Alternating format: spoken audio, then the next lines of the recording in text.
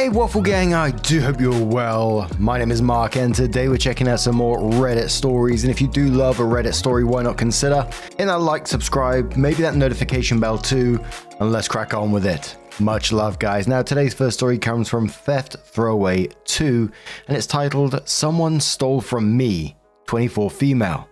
How do I deal with the suspects? Brother, 27 male, best friend 24 male, girlfriend 23 female, housemate 28 male, and housemate's girlfriend 21 female. Whew, a lot of people. Bear with me, it's a long one. My grandfather recently passed away, and he left me and my brother a watch and a tin of cash each. We received about £750 each, and the watches are purely sentimental value. I was given the tin with the money on the Saturday afternoon and was too busy to go to the bank to deposit it, and banks are closed on Sunday. Between Saturday afternoon, 14th, and Monday morning, 16th, the cash and the tin was stolen. The tin was put in my bottom drawer on Saturday afternoon, and they were not there Monday morning. The issue is there were a large number of people who had the opportunity to take that money, and I don't know who did it. Seeing as I don't want to drag everybody onto the Jeremy Kyle show, I'm turning to Reddit for suggestions. How do I figure out who took this money? If I have to go to the police, I will, but I would really rather not, seeing as I have no evidence. The suspects are as follows. My brother, Michael, 27. He was at my house on the Saturday afternoon, as we'd both received our inheritances. We hung out for a bit, talking about my granddad. He only had 5 minutes in my bedroom alone, but I can't remember if I saw the tin after he left. I was more interested in the watch, as it had been a long day. I don't think it'd be him, because he got his own money, but he does need money a lot more than me, as his girlfriend is pregnant. My best friend, Daniel, 24. He came over Sunday, and had plenty of opportunity throughout the day. I told him about the money, but didn't tell him that it was in my room. Daniel is wealthy as hell, and my £750 would be petty cash to him. I can't see why he would steal from me, but he would have had the best opportunity. My girlfriend, Carrie, 23. She stayed over Saturday night, and was super quick to leave Sunday morning. She's been acting a bit off at the moment, but she doesn't really get on with my housemate. I don't think she'd steal from me. I wouldn't be with her if I did, but we've only been seeing each other for a couple of months. My housemate, Kane, 28. He wasn't in the house until Sunday evening, and his girlfriend was with him, and they both vouch for each other. Kane's a bit weird, and has poor boundaries, especially with Carrie, but he's generally pretty honest. If I didn't think he was a safe person to be around, I wouldn't be living with him. Kane's girlfriend, Alessa, 21. I think it's her. I don't know her at all, but she really dislikes me and Carrie. But Kane swears up and down that he and Alessa were in each other's sight the whole time, and that she isn't a thief. Alessa is also super bad with money, so if she had an extra £750 lying around, she would have had her nails done, new clothing, and things to show for it, which makes me think she might not have stolen it. Also, I have no idea how she would have known about the money or found it. I've spoken to each of the suspects. Michael and Daniel are outraged on my behalf, but have distanced themselves. Carrie is super worried that I think it was her, and is pointing the finger at Kane and Alessa. Kane seems really confused by everything and won't comment, and Alessa has accused everybody except herself and Kane. She's even suggested that there was no money, and I'm trying to cause drama. Since that Monday, it's been awful. Carrie doesn't want to see me. Daniel has been avoiding me, and Alessa has been really in my face and passive-aggressive about accusing her. Michael told me that it hurt him really badly to be accused of stealing from me. Are there any ideas or suggestions on how to figure this out before I get the police involved? And is there any point in involving the police? Ooh, an investigation story. This is a new one on me, but for me, it's just Alessa's the one that's jumping out the most and seems to be the only one who's not withdrawn from the situation. Alessa seems to be the only one who's actively accusing others and claiming there was never any money in the first place. I mean, that's all I got to go by. I guess it could be anyone in typical Reddit fashion, and this sounds like a Brit story, and I don't think the police would do absolutely anything unless you got some sort of evidence for it. But a deleted user says, so who on the list actually knew you had the money hidden? Opie says, I'm not 100% sure. Michael was there when I put the money away. Carrie knows that's where I stash things for safekeeping, just in general. Daniel also knows my habit of using bottom drawers as kind of deal with this later drawer, since we've been friends forever. I don't think Kane knows. He knew I had inherited some money from my granddad because me and Carrie were talking about my plans for the money, but he didn't know where it was. Alessa wouldn't know unless Kane told her. So Michael, Carrie and Daniel definitely knew. Kane might, Alessa most likely didn't. Lampshade says, so your main suspects are Alessa and Carrie. Wait until you're alone with Alessa/Kane and tell them that you decided to give whoever it was a chance at redemption. If you find 750 anonymously sent to your account within 2 weeks, you'll consider everyone innocent and not notify the police. Then wait until you're alone with Carrie. Tell her you decided to give whoever it was a chance at redemption. If you find £750 in a plain envelope in your mail within 2 weeks, you'll consider everyone innocent and not notify the police. Ooh. Deletes his use of reply set saying, ooh, this is some Game of Thrones shit. I love it. Great way of finding out, but OP came in with their update and says, first off, thank you for the suggestions. I went with the idea Lampshade offered.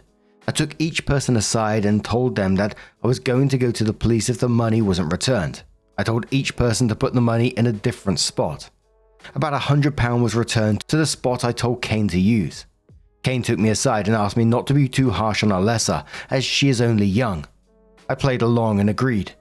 Later, I sent Alessa a text and asked her if she knew that Kane was pinning the theft on her. She hit the roof. She came to the house and flipped out at Kane. Apparently, he told her that he'd seen Carrie taking it and that everybody else was ganging up and blaming her. Kane apparently enjoys being the puppet master. I could fill a book with the lies he's been telling the lot of us. His cloud cuckoo land behavior is more or less an act. The money was just sitting in his sock drawer. Alessa tore his room apart until she found the money, which she gave back to me. Kane just likes to see people fight. I'm moving out of Kane's place and in with Daniel. Alessa has dumped Kane. I have my money back. Daniel was never that fazed, so he's forgiven me. Michael is hurt and Carrie's just relieved that I didn't really think it was her. Probably going to spend this money on fun stuff to do with Daniel, Carrie and Michael to smooth over the justifiably hurt feelings incurred. And that made me think afterwards because Opie said in the first part of it that Alessa really didn't like Opie and Carrie. And I wonder if that's because Kane's been telling lies in the background and twisting truths, etc, because, Alessa came good in the end with returning the money, finding it, tearing the room apart and, showing Kane's true colors. But what do you guys make of this situation? Let us know your thoughts down in the comments below, and let's move on to another story.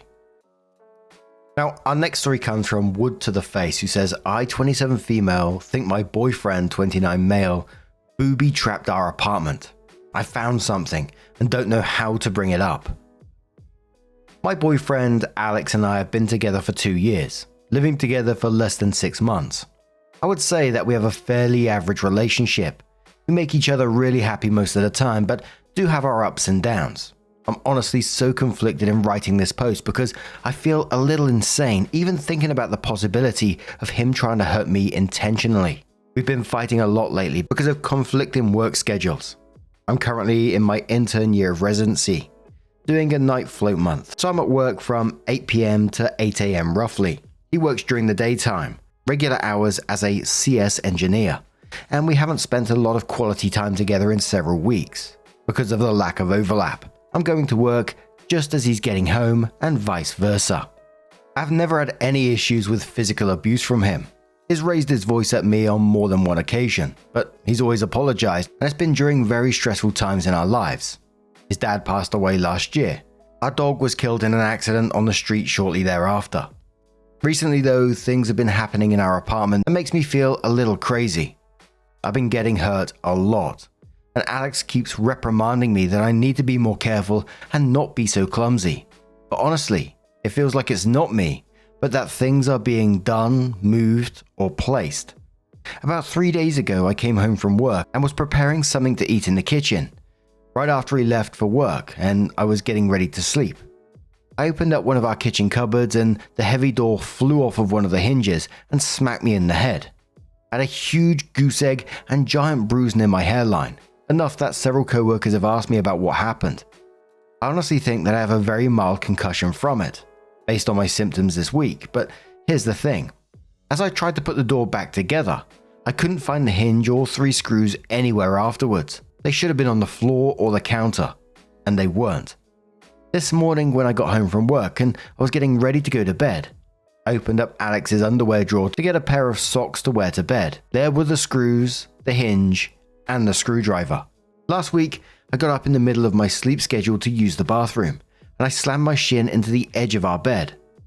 There is always enough room for me to shimmy by, but later on when I looked at my bed and my leg, there were carpet marks like the bed had been shifted about 12 inches towards the wall, making my space smaller.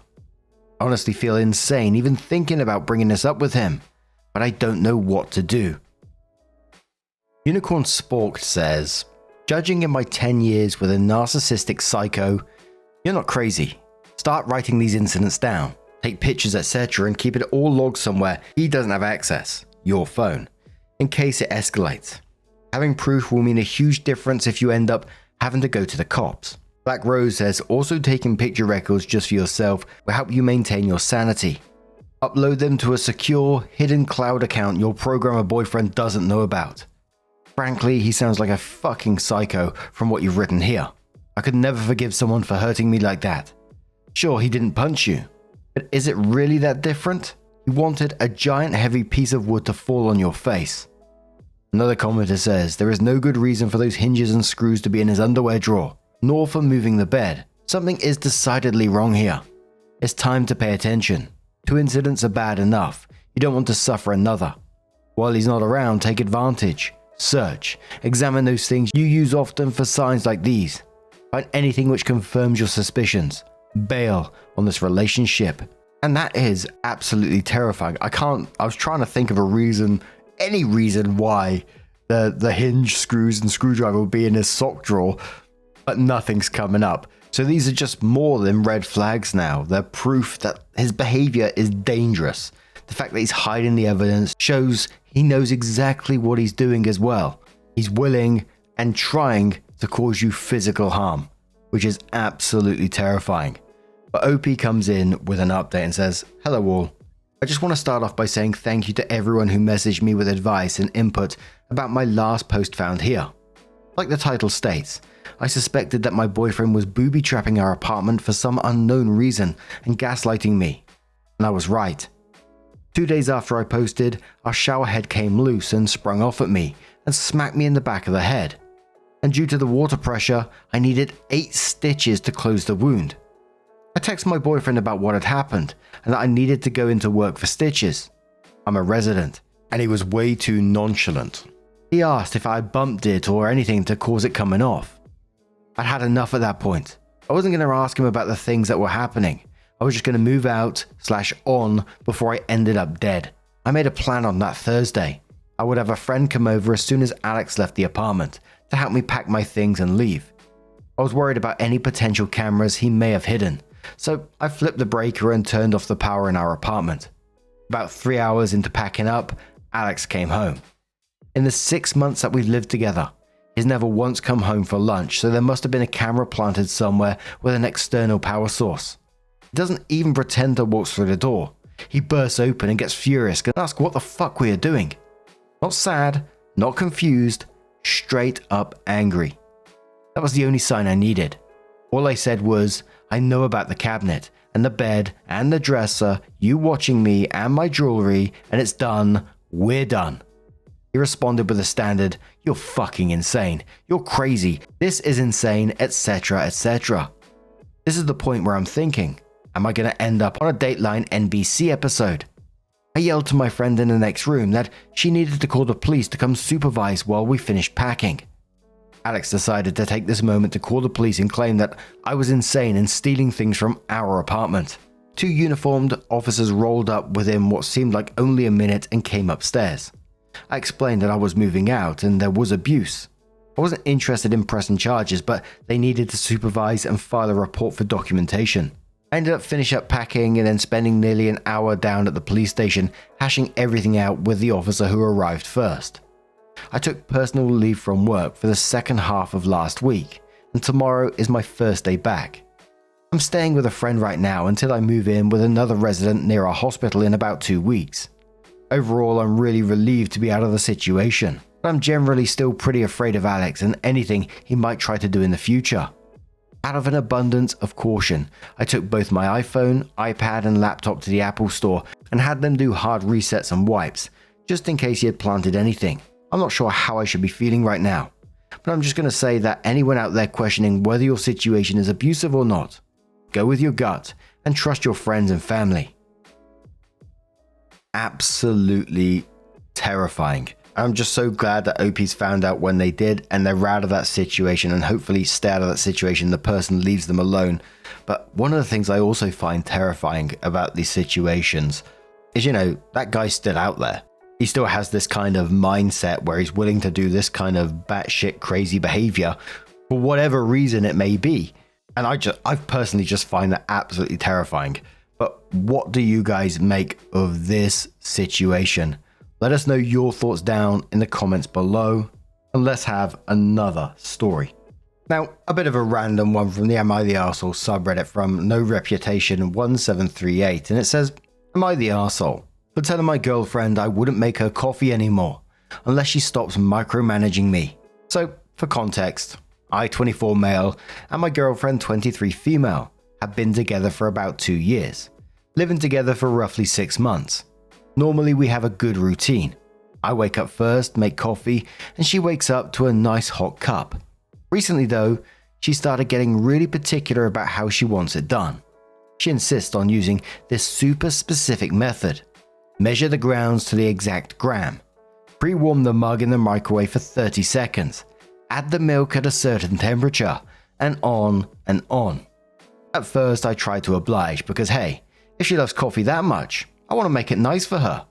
But it got to a point where every time I handed her a cup, she'd grill me. Did you weigh the grounds first? Did you warm the mug? Is this whole milk or 2%? If anything was off, even by a tiny bit, she'd sigh and say it wasn't as good as the right way. One morning she literally took the mug from me, dumped it down the sink, and started the process herself, while ranting that I never do it the right way.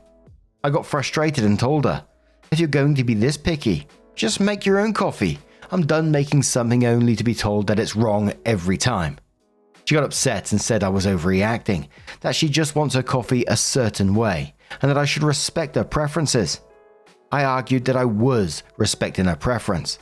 I just didn't appreciate the constant criticism or micromanaging. She accused me of being lazy and unaccommodating. Now I'm feeling guilty because I do want her to enjoy her morning coffee. But I'm also tired of feeling like I'm a barista under constant scrutiny. Am I the arsehole for telling her she can just handle it herself until she stops micromanaging me? Or should I just suck it up and follow her super detailed instructions? Anonymous says, not the arsehole. If I ask my boyfriend to do something for me, I accept that as a favor and I can't be picky. Like, babe, will you please help me clean out my car? It'd be really nice and a huge help. But when he does, I don't go white glove it and complain that he didn't wipe out the cup holders. He was being kind and helpful, but he's not my servant. You can't expect others to do nice things for you if you're nasty about your expectations for how they are done. It's that simple. She sounds like a piece of work. Pickle Rick replies to that, great name, says, my house rule. If you don't like the way I do things, then you get to do it yourself the way you want it. Otherwise, don't complain.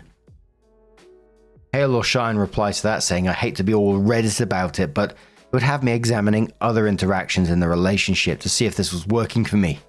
Pouring a drink somebody made for you down the sink while muttering about how they didn't do it right is so incredibly rude, and I don't really believe she's only an arsehole in this one area. Like, I don't think I would ever do that to anybody unless I literally saw them pouring poison in my drink. If there was no other examples of her being this rude, then I guess the outcome would be that I would just never make her a drink, or anything else probably, at least until she sincerely apologized, because if nothing else, she needs to learn some bloody manners. Absolutely. The Kraken says, so my husband is a little bit like your girlfriend. He has this super nice grinder and he weighs his espresso grounds to the gram, and he measures the exact pressure and writes notes in his coffee journal and blah blah. Guess what? Sometimes he totally nails it and makes a perfect cup, and sometimes it doesn't turn out quite perfect in spite of his best efforts.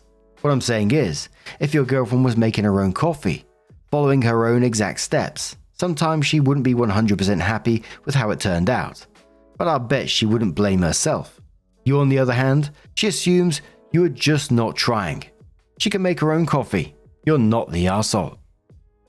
Mates, I've just opened up a whole new world to me. I just googled coffee journal because I've never heard of one of those before, and they're all over the place. On the journal, they got names, roasteries, grinds, origin, extras, sampled, color, additional notes. There's loads of it. So I'm going to ask you guys, if you've got your own coffee journals down in the comments as well, let me know. But what do you guys make of this situation? How would you act if you was OP? Let us know your thoughts down in the comments below. Now, just a huge thank you for being here today, getting involved in the stories, your love, your support, your time. It always means the absolute world to me. So thank you so much for being here, and hopefully I'll see you in the next one. Take care and much love.